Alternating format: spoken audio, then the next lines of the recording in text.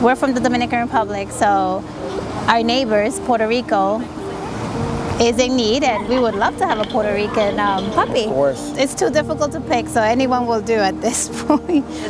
There's way more applicants than there are puppies. All the applications will be reviewed tonight, and the best fit for each of these dogs will be called tomorrow. They need help. We gonna give him a good home and love, and we're gonna take care of him really good. I could keep him at home that could understand Spanish, right? No.